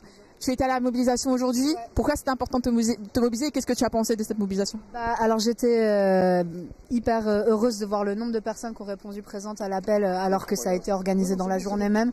Ça prouve à quel point ce qui se passe à Rafah touche les gens vraiment au plus profond de leur cœur. Je pense que ce qu'on voit depuis maintenant quasiment 8 mois est juste insupportable et là ils ont franchi un dernier cap dans l'horreur, en fait, voir des corps calcinés, des enfants mourir sous des tentes, enfin dans des tentes qui prennent feu, c'est juste pas possible. Après de la mobilisation, j'en ai pensé que le gouvernement fidèle à lui-même essaye d'intimider les voies de la paix, les voies pour Gaza, puisque du coup puisque la manif était autorisée, le parcours jusqu'à l'ambassade était autorisé, donc ils ont fait une nasse illégale, ils ont bloqué les gens, ils ont commencé à gazer, apparemment il y a des petits qui sont pris des tirs de LBD, donc encore une fois ils organisent la répression, ils organisent le sentiment d'impuissance collectif, ils sont même pas capables de laisser une manif se dérouler normalement et donc les gens ont dû repartir parce que les gens ont flippé en fait, ils étaient nassés, ça commençait à gazer, à taper donc voilà, donc encore une fois la honte à la française. J'en peux plus de ce gouvernement, je vous le dis comme je le pense. C'est bientôt les élections européennes. Ouais. Quel rôle peut jouer l'Union européenne là, par rapport à ce qui se passe à Gaza et pourquoi tu dirais aux gens d'aller voter? Alors c'est hyper important parce que si les États-Unis sont les premiers qui arment Israël, l'Union européenne est le premier qui arme Israël économiquement, puisque l'Union européenne est le premier partenaire commercial d'Israël. L'Union européenne n'a toujours pas suspendu son accord d'association économique avec Israël, alors qu'il est extrêmement favorable à l'État d'Israël, alors qu'en plus il y a des clauses dans l'accord qui lui permettent de le suspendre sans aucune décision, puisqu'en fait il y a une clause de respect des droits de l'homme, basique, simple. Personne ne l'a suspendu, donc du coup nous, notre enjeu côté la France Insoumise, l'Union Populaire, c'est d'envoyer le maximum de députés de notre mouvement pour suspendre cet accord. Il y a notamment Rima Hassan sur notre liste, donc réfugiée palestinienne, et on est la seule force politique qui concourt à cette élection qui demande la suspension de cet accord depuis octobre, en fait, depuis dès le début du blocus humanitaire, et on demande même maintenant l'envoi d'une force d'interposition type casque bleu, puisque là, visiblement, Netanyahou est prêt à tout et ne respecte ni les injonctions de la Cour internationale de justice qui lui a demandé d'arrêter ce qu'il fait, ni l'éventuel mandat d'arrêt qui devrait pas tarder de la Cour pénale internationale. Donc on est sur un fou furieux qui est prêt à tout pour arriver à ses fins, pour pas perdre le pouvoir en Israël puisqu'il reste à prison, et donc il faut l'arrêter, quels que soient les moyens, et donc voter tous le 9 juin en masse, parce que ça va être un levier hyper important. Merci beaucoup. Merci Alma. Et juste, je voudrais vous demander, est-ce que vous connaissez le docteur Larna? Voilà, je me donne. Elle m'a accueilli gentiment. Elle m'a accueilli gentiment quand je suis revenu le 8, parce qu'on était le dernier groupe qui est sorti de Gaza avant que le point de passage de Rafah soit tombé aux mains de l'armée israélienne. Et malheureusement, depuis qu'il est tombé, tout est bloqué maintenant. Et il n'y a plus aucune entrée. Il y avait quelques camions qui sont entrés hier par Karam Shalom. Des médecins qui sont restés derrière moi, ils sont restés 15 jours pour qu'ils puissent sortir. Et hier, ce qui a brûlé est à côté de l'hôpital où je travaillais. Je connais, en fait, c'est des préfabriqués. Et donc ces brûlures me font penser que c'était des bombes, en fait, qui donnaient cet effet. Parce que les bombes, ça détruit, des fois ça brûle, mais un peu. Mais là, le fait que ça brûle, je ne sais pas de quoi, mais en fait c'était des bombes brûlantes. Et c'est des bombes brûlantes, en fait, on a vu les images hier, moi j'ai pas pu dormir. C'est d'autant plus que le pire, je vais dire un mot qui est un peu dur, le pire c'est ceux qui restent vivants. Parce que celui qui est mort, il est mort. Parce que les brûlures, surtout du 3e degré, c'est des douleurs atroces devant des hôpitaux qui n'existent pas parce que Youssef Nojjar a été fermé et la route vers l'Européen où je travaillais n'est plus accessible. Donc il ne reste plus que l'hôpital koweïtien qui est petit et les petits centres de santé. Ils n'ont pas les morphiniques qu'il faut, ils n'ont pas les pansements qu'il faut. Donc les gens qui ont été brûlés hier, des brûlures importantes, vont mourir, mais sous d'atroces douleurs et sous infection. Et ça, pour un soignant, c'est terrible. C'est que de souhaiter des fois que les gens décèdent pour qu'ils ne souffrent pas. Et ça, donc, et après on entend des chiffres, 30, 100 morts, plusieurs dizaines de blessés, c'est que des chiffres pour nous. Mais c'est un cas, est un cas. Et un cas, et voilà. Une vie. Et surtout ces gens-là qui ont cru, parce que l'endroit où ils étaient, ces endroits, en fait, qui étaient sur la carte, il n'y a pas d'opération militaire. Les opérations militaires, en principe, c'est tout le côté est qui est maintenant détruit en règle, comme j'ai vu à Khan Younes et dans le nord. Mais le côté ouest, où il y a encore les gens qui sont les uns sur les autres, ils pensaient qu'ils étaient un peu en sécurité. Mais les chiffres des gens qui sont sortis de Rafah, c'est 100 000. Rafah, il y avait 1 300 000 ou 400 000. Donc 100 000, c'est rien. Parce que même les gens qui sont partis dans le nord, a priori, ils sont partis, il n'y a plus aucun moyen de vivre. Il n'y a pas d'eau, il n'y a pas d'eau usée, il n'y a pas de nourriture. Et il y en a qui sont revenus. Et donc là, ils sont dans vraiment une nasse, pire que les nasses qu'on nous a pris. Là, c'est pas grand-chose, mais juste, excuse-moi, hein, mais pour s'il y a des auditeurs là qui nous rejoignent et qui ne connaissent pas forcément, donc c'est le docteur Larna, donc qui est un médecin qui intervient très régulièrement et qui revient depuis quelques semaines de la bande de Gaza.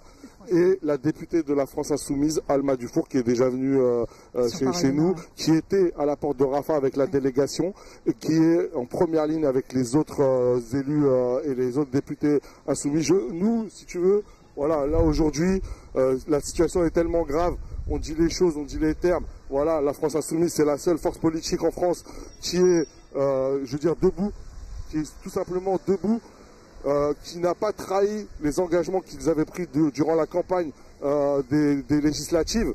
Et c'est notre devoir de vous soutenir et de vous protéger et de vous, j'allais dire, de vous défendre, peut-être pas, parce que vous êtes assez grand pour vous défendre vous-même, mais vous êtes l'honneur de la France. Vous êtes l'honneur de la France. Et le docteur Larna, lui, c'est l'honneur de l'humanité.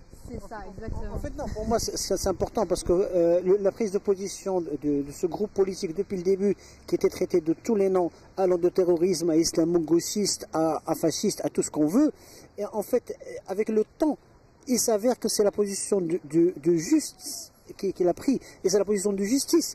Et maintenant, quand je viens à cette manif, moi je fais pas beaucoup de manifs, mais là j'étais tellement ulcéré hier que j'ai rejoint mon ami Dr Pascal André qui m'a donné rendez-vous pour venir. Et là j'ai rencontré beaucoup de gens, dans Halima Boumediene, dans les députés insoumis, et les sénateurs, quelques écologistes aussi, qui aussi ne veulent pas être dans cette affaire de vente de son âme. Et en fait, on voit beaucoup de jeunes. Et ces jeunes qui sont en fait des lycéens ou des étudiants et qui refusent cette schizophrénie de leur enseigner les belles choses de l'humanité et qui ne sont pas appliquées, et qui sont là pour dire non à cette injustice, non à cette catastrophe, non à cette épuration ethnique, ça c'est un premier, parce que Gaza devient tout de suite une affaire mondiale. Et nous, les premiers qui ont travaillé chacun de son côté, à la longue, c'est l'histoire qui nous donnera raison, et l'histoire donnera tort à tous ceux qui sont restés regarder ce massacre, ils n'ont rien fait, parce que l'histoire, ils n'oublient pas. L'histoire, elle est toujours marquée, même si ce sont les vainqueurs qui changent l'histoire, mais des fois l'histoire, elle est récalcitrante. Et elle est marquée, et elle va marquer chacun ce qu'il a fait. Après, ça nous permet, chacun de nous, de se regarder dans un miroir et de pouvoir dormir, de dire au moins j'ai pu faire un petit quelque chose de ce que je sais faire. On parlait beaucoup de ça aujourd'hui avec différentes personnes. Il y a Yvan Le Bolloc qui nous a répondu et qui disait ça, qui disait là c'est ma conscience qui m'a fait venir. Ouais. C'est-à-dire je pouvais pas rester chez moi et on l'a dit aussi à plusieurs reprises. Nous, parole d'honneur, vous le savez, je peux pas laisser faire tout ça en mon nom. Voilà, exactement. Ça, bien on est dans un studio habituellement et en fait, c'est surtout Ria qui nous a dit, on peut pas rester, et toi aussi, je crois, qui nous a dit, on peut pas rester. Oui, Alors, incroyable. Voilà une petite qui a fait un dessin. Bonjour, comment tu t'appelles? Baya. Baya, bonsoir. C'est trop... c'est intimidant. Je vais pleurer. Hein. C'est toi qui as fait ce dessin? Oui. Tu peux nous expliquer? Bah, c'est pour la Palestine. Ouais. Bah, moi, je l'aime beaucoup et donc j'ai fait un dessin pour la manif. Ouais. Voilà. Et pourquoi ça signifie quoi pour toi? C'est pour la liberté de la Palestine. Ouais. Bah, j'aime beaucoup la Palestine, donc j'ai fait ce dessin pour que Israël arrête de l'agresser, arrête de faire du terrorisme. Et donc j'ai décidé ce dessin pour la manif. 8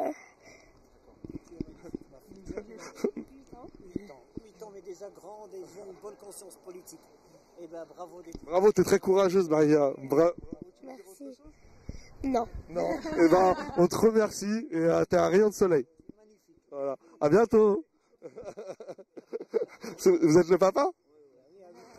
Très beau boulot. Il y a des gens qui vont dire oui, oh là là, c'est de l'endoctrinement. On vous emmerde. On endoctrine positivement nous au moins. Voilà. Non, je vais dire quelque chose en fait par rapport à nous, aux médecins qui sont partis aussi. Ben, nous tous on dit qu'on part à Gaza qui est détruite et martyrisée, mais on part comme messager de la paix. Parce qu'un médecin il part pour soigner et pour colmater.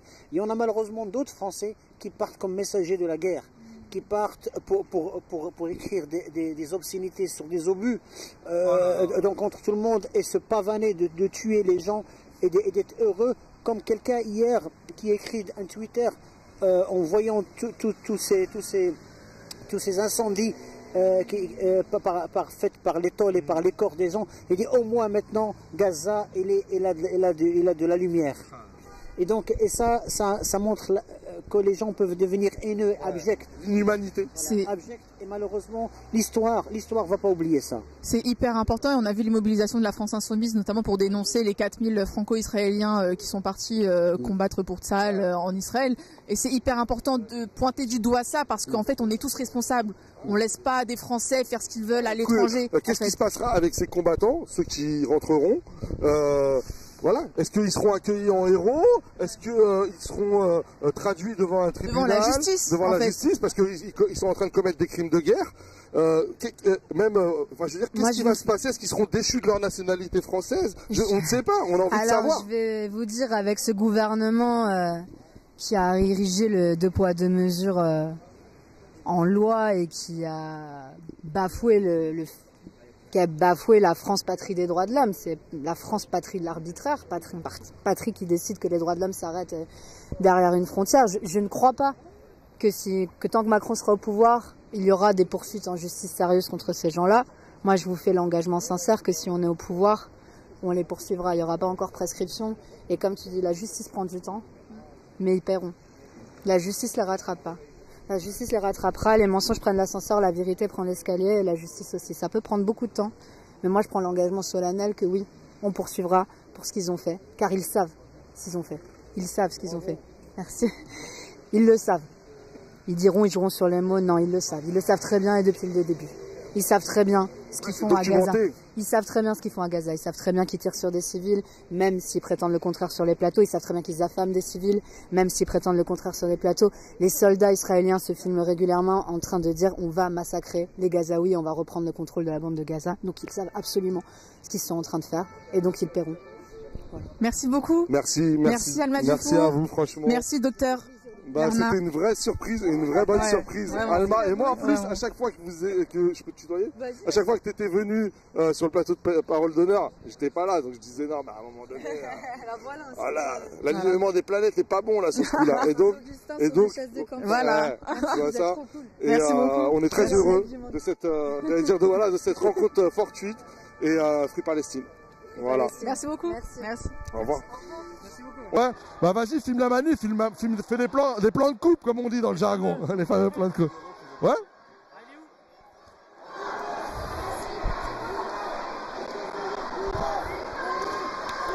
Bonsoir David, Samir de Parole d'honneur, enchanté, tu vas bien? Ouais, ça va et toi? Je suis heureux d'être là, il y a du monde, c'est des moments importants en fait. Je pense qu'hier il s'est passé quelque chose, il y a beaucoup de gens qui sont dégoûtés par ce qui s'est passé et c'est un moment important pour moi.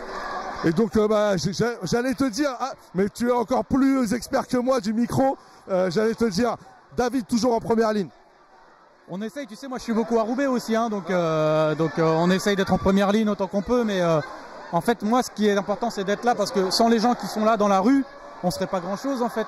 Parce que c'est eux qui mettent la question sur l'agenda médiatique, c'est eux qui font en sorte aujourd'hui qu'on zappe pas ce qui se passe. Je suis un peu connu, donc il y a des jeunes qui viennent me voir, ils sont un peu collants par moment. Ouais, ça va, il est mignon lui. Donc voilà, tu vois, c'est important d'être là. Derrière Palestine, c'est important. Derrière Palestine. Oh Mélenchon, t'es un bon. C'est la foule. Restons concentrés, concentrés.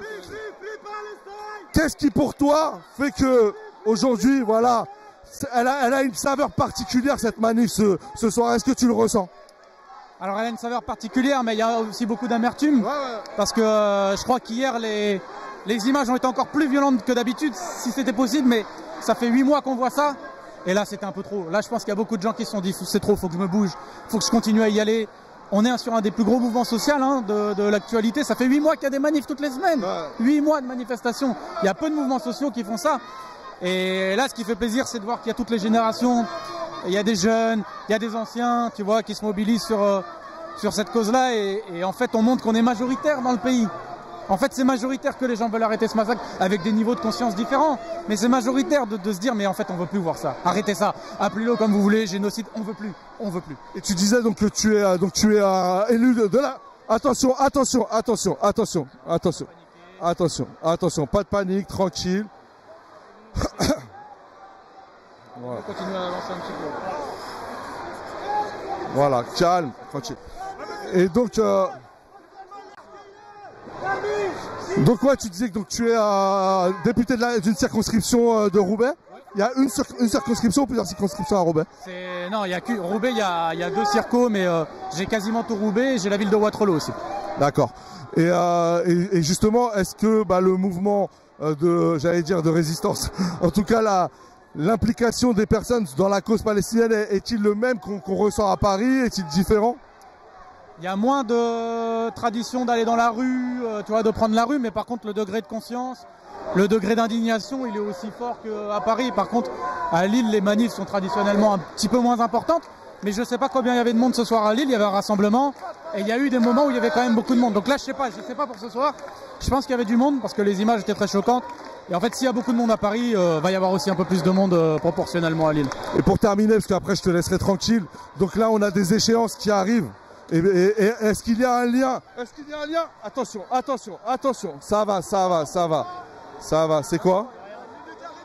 Ah, c'est si, ça gaz. Attention. On va aller vers là. Ouais, vas-y. Ouais, je suis passager. D'accord. Allez-y. Je pense que le mieux, c'est qu'on reste à côté de la vitrine. Parce que là, ils oseront pas taper par là. On est toujours. Alors, juste après, je termine, et comme ça, après, je te laisse tranquille. Donc, justement, on a une échéance là dans à peu près 2 semaines.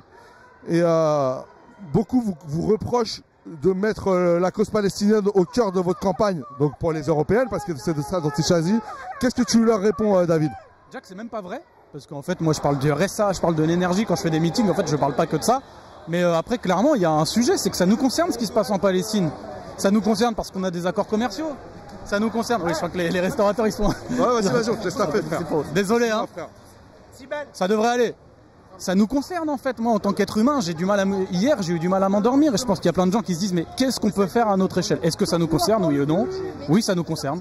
On est partie prenante. La France a livré des matériels d'armement. La France a des accords commerciaux. Donc, en fait, ça nous concerne. On peut faire des choses.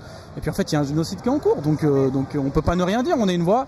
Oui, on assume d'être une voix de la paix, de la justice. Donc, ça devrait aller, je pense. Ouais. On arrive.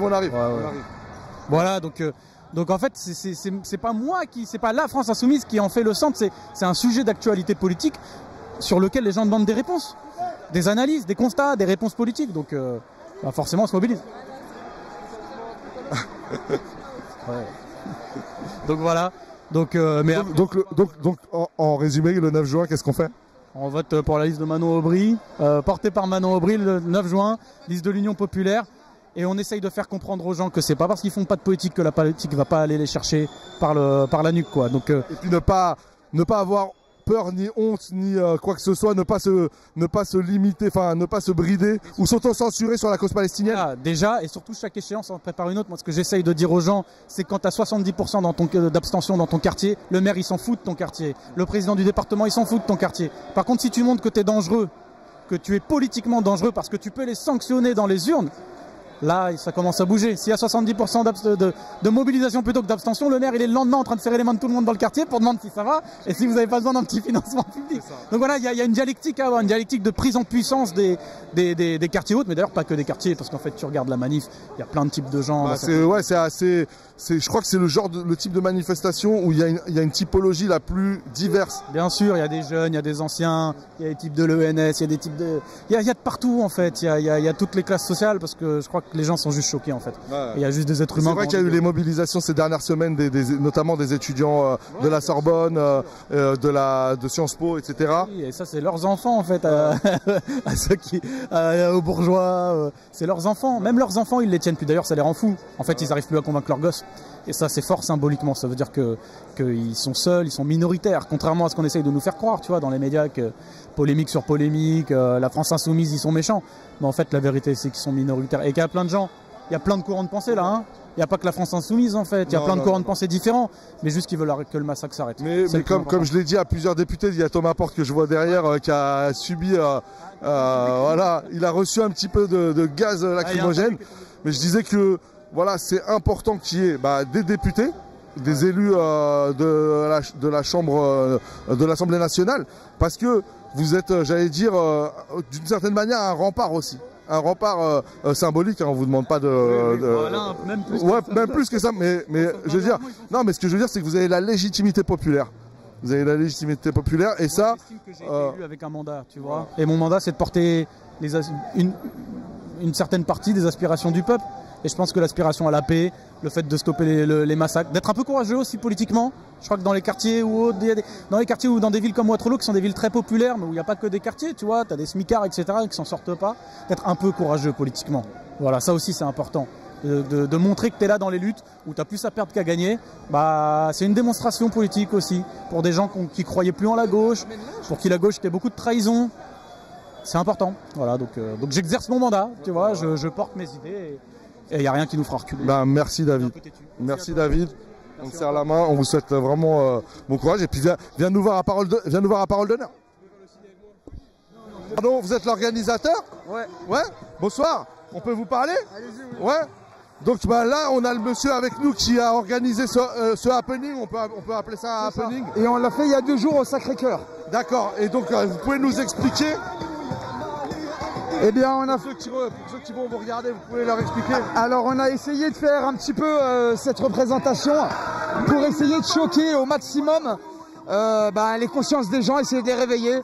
Là, hier, il y a eu un gros massacre. Hein, c'est pas une guerre, c'est un génocide. À Rafah. À Rafah, oui. Donc là, c'est pas une guerre, c'est un génocide. On n'en peut plus, on est dans la rue. Il faut que ça cesse. S'il faut choquer les gens, on les choquera avec du sang, avec ce qu'il faut. Mais voilà. Fallait qu'on fasse quelque chose de symbolique.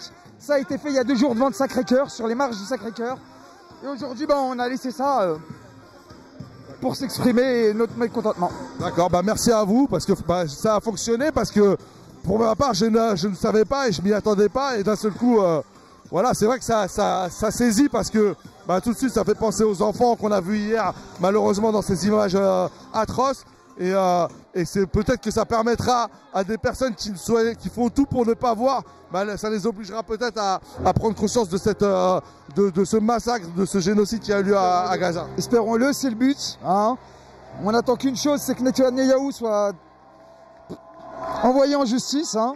Il y a eu la décision de la Cour pénale internationale et on veut qu'Israël soit banni des Jeux Olympiques. Donc voilà, là on fait le maximum pour mettre pression, on lâchera pas, on fera ce qu'il faudra. Et Free Palestine. Merci beaucoup. Merci, au revoir. Et nous, on est le média Parole d'honneur. Parole d'honneur, je vous remercie. Allez, au revoir.